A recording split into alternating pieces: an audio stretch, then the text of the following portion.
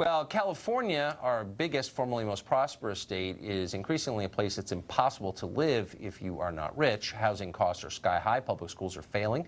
The state's chief concern seems to be enabling illegal immigrants and enlarging its homeless population, which it's very good at. John Stossel recently visited San Francisco and found officials working hard there to erect a homeless utopia. Here's part of it.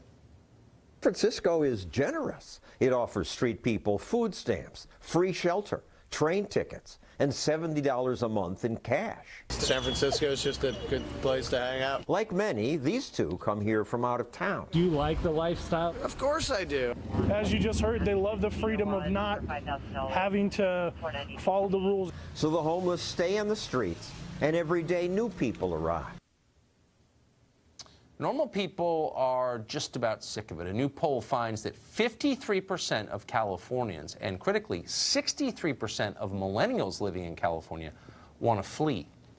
Ethan Behrman is someone who's staying in California because he hosts a radio show there. He joins us tonight. So, I mean, I got to say, there's no blaming the right for this. It's a one-party state, for good or ill. In this case, looks like ill. And so at some point, do you think, like, what liberal lunacy gave birth to this feudal disaster called California? Has it caused any soul searching for you?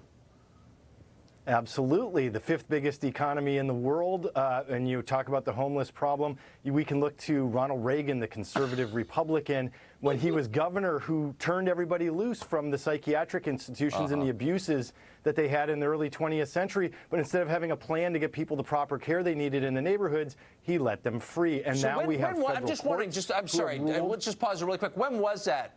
Oh, was that like 50 years ago that he was governor of California? Yeah.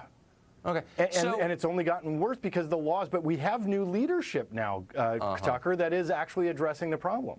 So you're saying that the homeless problem in Los Angeles and San Francisco, not just, but mostly in those two cities, is the fault of someone who is dead and hasn't been governor in 50 years.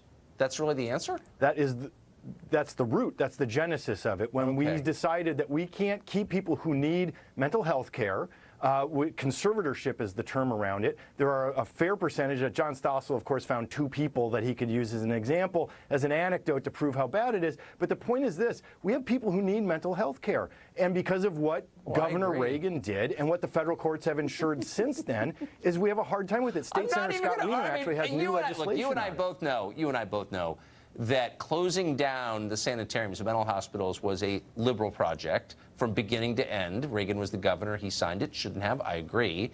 But that if you're blaming Ronald Reagan for modern-day homelessness in California, you're not really looking yourself in the mirror and admitting, like, maybe my dumb ideas had something to do with this. I mean, honestly.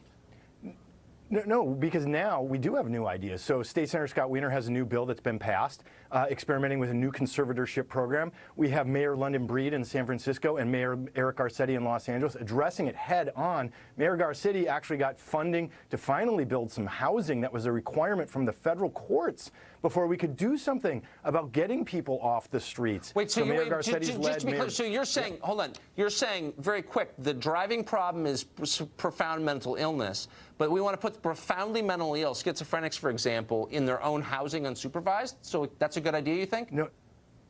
No, it's a bifurcated problem. You have mental illness on one hand. We also have the issue of a severe shortage of housing, and the courts prohibited anything being done until we got housing built. Mayor Garcetti's working on, as is Mayor Breed. Darn that Reagan! Oh my God, Ethan, great to see you. Thank you very much.